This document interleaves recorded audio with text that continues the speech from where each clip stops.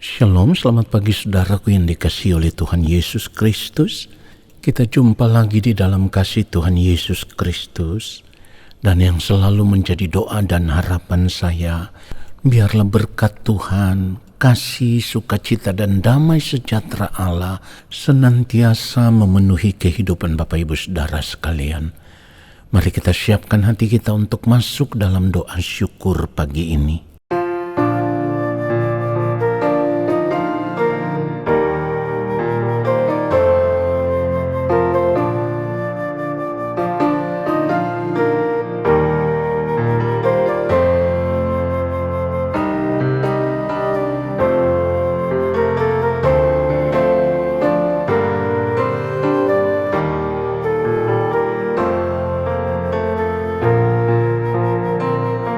Satu hal telah ku minta kepada Tuhan, itulah yang ku ingini. Satu hal telah ku minta kepada Tuhan, itulah yang ku ingini.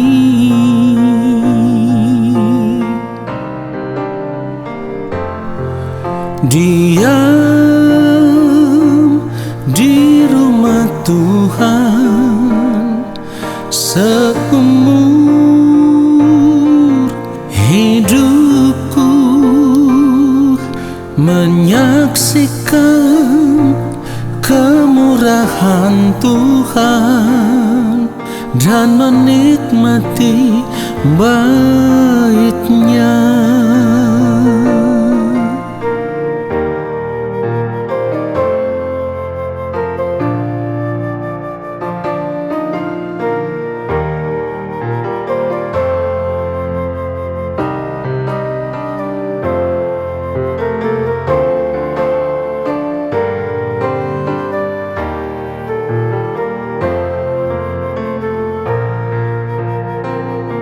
Satu hal telah ku minta kepada Tuhan, itulah yang ku ingini.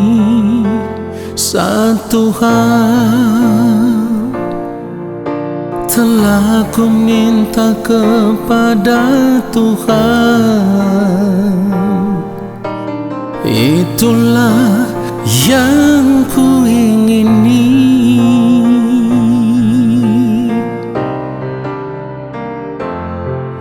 Diam di rumah Tuhan seumur hidupku, menyaksikan kemurahan Tuhan dan menikmati bait-Nya.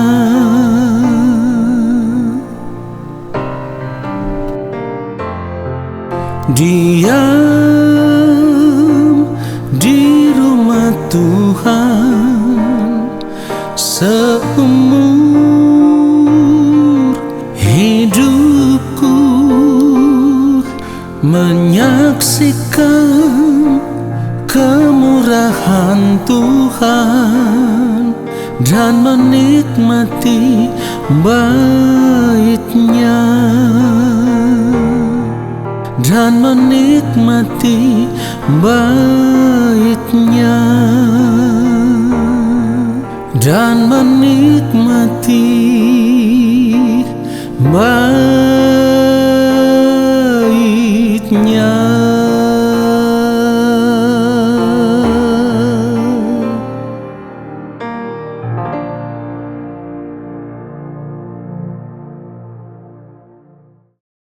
Mari kita berdoa. Allah Bapa yang Maha Kudus, Allah yang Maha Agung, Allah yang Maha Mulia, kembali saat ini kami ada di hadapan-Mu ya Allah. Kami mau duduk diam di kaki-Mu ya Tuhan, duduk diam di dalam hadirat-Mu, dan kami mau menanti-nantikan Engkau berbicara bagi kami, menyampaikan isi hati-Mu kepada kami lewat setiap kebenaran firman yang akan kami dengar. Allah Roh Kudus, urapilah kami, berikanlah kepada kami hikmat untuk dapat mengerti akan kebenaran firman Tuhan ini seperti yang Bapa kehendaki. Lalu kami mau berjuang di sepanjang hari hidup kami untuk hidup melakukan apa yang menjadi kehendak-Mu ya Allah. Urapilah hamba-Mu untuk menyampaikan akan kebenaran firman-Mu ya Bapa, supaya firman yang kami terima saat ini itulah yang memberkati hidup kami. Ampuni kami, sucikan dan kuduskanlah kehidupan kami ya Bapa dari semua ketidaktepatan hidup yang kami lakukan, supaya saat ini kami ada dalam keadaan berkenan di hadapan Bapa. Di dalam nama Tuhan Yesus Kristus kami berdoa. Amin. Saudara yang dikasihi oleh Tuhan Yesus Kristus, sebagai orang percaya kita tahu benar bahwa di dalam Kristus kita ditebus, dan itu artinya kita dibenarkan di dalam Tuhan Yesus Kristus. Bukan saja dibenarkan, tetapi di hadapan Allah Bapa di sorga kita dipandang benar. Ini juga artinya kita diperdamaikan dengan Allah Bapa di sorga. Persoalannya adalah ketika kita mengerti bahwa kita telah dibenarkan di dalam Kristus, kita memiliki tanggung jawab sebagai orang percaya, yaitu kita harus hidup terus di dalam kebenaran. Kita harus hidup terus di dalam kesucian, di dalam kekudusan, di dalam kebenaran Allah setiap hari. Saudaraku, ini yang menjadi beban kehidupan kita yang lebih berat daripada apapun. Karena apa? Karena kita masih ada di dunia ini, masih ada begitu banyak godaan dunia, ya. Masih ada begitu banyak tawaran-tawaran dunia yang kita hadapi setiap hari, di mana seringkali kita lebih tergiur untuk memilih tawaran-tawaran dunia, kita lebih tergiur untuk hidup dengan cara hidup dunia, sehingga pada akhirnya kita tidak lagi hidup di dalam kebenaran. Padahal sebagai orang yang telah dibenarkan, kita harus tetap ada di dalam kebenaran Allah. Bahkan di dalam kebenaran itulah kita dituntut dari hari lepas hari untuk terus merubah diri, untuk terus berubah, mengalami pembaharuan dari hari lepas hari, supaya pada akhirnya kita bisa mencapai kesempurnaan seperti yang Allah Bapa di sorga kehendaki. Ingat baik, kita dibenarkan bukan berarti kita sudah sempurna, belum. Karena karakter dosa itu masih menempel pada kita. Yang perlu dibenahi di dalam kehidupan kita adalah karakter dosa yang masih menempel di dalam kehidupan kita.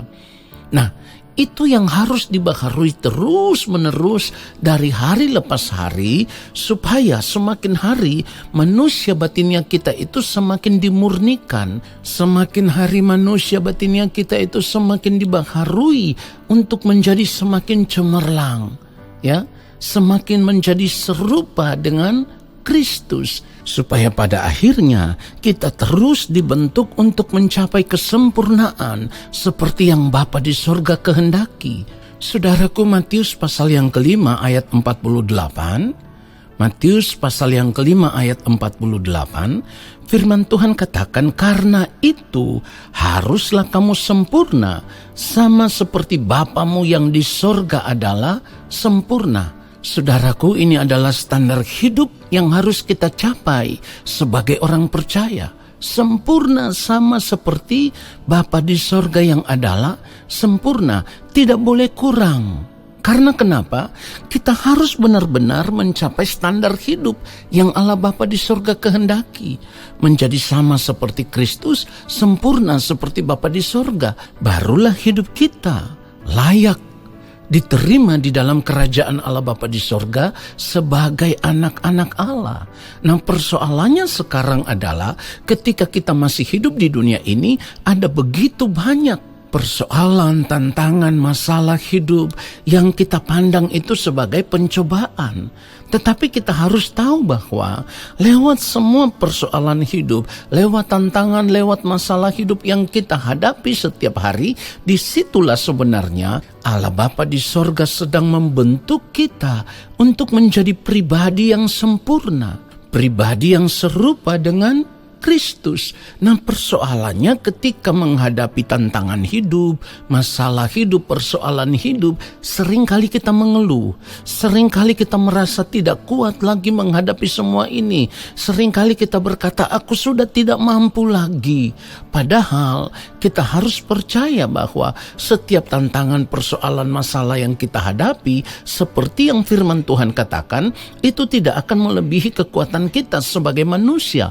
Perhatikan itu, kalau kita membaca 1 Korintus pasal yang ke-10, 1 Korintus pasal yang ke-10 ayat 13, firman Tuhan katakan, pencobaan-pencobaan yang kamu alami ialah pencobaan-pencobaan biasa yang tidak melebihi kekuatan manusia.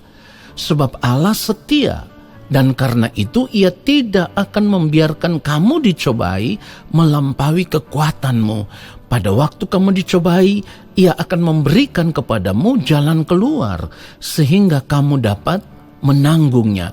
Saudara perhatikan itu, kalau kita membaca kebenaran firman Tuhan ini, kita melihat ada keadilan Tuhan yang sangat luar biasa. Oleh sebab itu kita dituntut untuk tetap memegang janji Tuhan bahwa apapun yang kita hadapi itu tidak akan melebihi kekuatan kita sebagai manusia. Tetapi persoalannya, kita harus tetap ada di jalurnya Tuhan. Kita harus tetap hidup di dalam kebenaran. Kita harus tetap tinggal di dalam kesucian kekudusan Allah sebagai orang yang telah dibenarkan di hadapan Allah.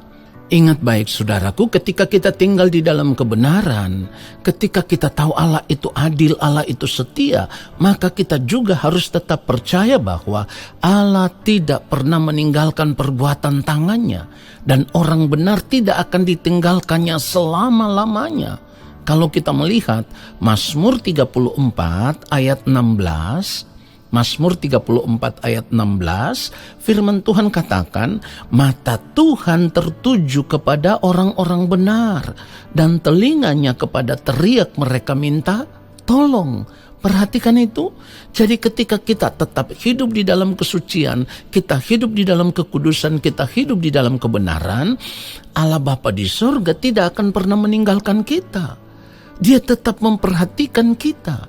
Dia tetap akan memegang tangan kita, menuntun kita. Bahkan yang lebih luar biasa lagi, Roh Kudus yang ada di dalam kita akan menuntun kita kepada segala kebenaran. Jadi kalau ada tantangan, ada masalah, ada persoalan yang kita hadapi setiap hari, kita harus melihat itu sebagai bagian dari pembentukan Tuhan atas kehidupan kita. Saudaraku, mungkin engkau melihat persoalan hidupmu begitu berat sehingga membuat engkau tidak mampu lagi untuk menanggungnya. Tetapi ingat, apa yang firman Tuhan katakan itu ya dan amin. Jadi kalau firman Tuhan katakan pencobaan-pencobaan yang kita alami tidak melebihi kekuatan manusia, ingat dikatakan tidak melebihi kekuatan manusia. Artinya semua orang, Tuhan tahu kapasitas hidup manusia. Jadi kalau dikatakan tidak melebihi kekuatan manusia, kita harus tetap percaya kepada firman, saudaraku. Seberapa sakitnya itu yang saudara rasakan, saudara harus tetap berpikir bahwa saat ini Allah sedang membentuk hidupku supaya aku bisa menjadi pribadi seperti yang Bapa di sorga kehendaki, pribadi yang serupa dengan yang mulia Tuhan Yesus Kristus. Ketika kita menyadari akan hal itu, kita akan berjuang untuk tetap ada dalam kebenaran sesulit apapun kehidupan yang harus kita jalani, seberat apapun persoalan hidup yang harus kita tanggung, beban hidup yang harus kita tanggung, kita harus tetap lihat semuanya itu sebagai bagian daripada pembentukan Tuhan atas kehidupan kita. Tetapi persoalannya adalah apapun tantangan hidup, masalah hidup, persoalan hidup yang kita hadapi itu tidak boleh membuat kita goyah. itu tidak boleh membuat kita hidup sebagai orang yang kehilangan pengharapan. Karena kita tahu dalam segala keadaan ketika kita hidup benar di hadapan Tuhan, firman Tuhan katakan mata Tuhan tertuju kepada orang benar, kepada teriak mereka minta tolong.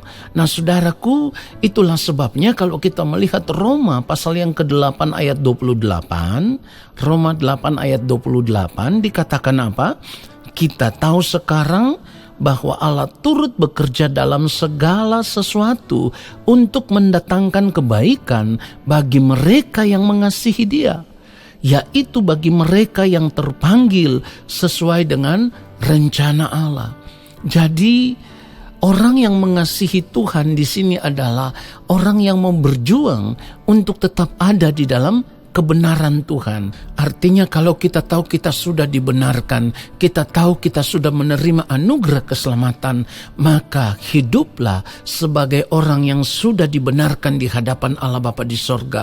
Berjuanglah untuk tetap hidup benar, dan disitulah Allah akan membentuk kita terus menerus untuk menjadi sempurna seperti yang Bapa di sorga kehendaki. Supaya pada akhirnya ketika kita berada di balik kematian, kita akan diterima sebagai anak-anak Allah di dalam kerajaan Bapa di sorga. Kiranya kebenaran firman Tuhan ini mengubah kita semua, menyadarkan kita semua, supaya kita mengambil keputusan untuk benar-benar hidup sebagai orang benar di hadapan Bapa di sorga. Tuhan Yesus memberkati kita semua. Amin.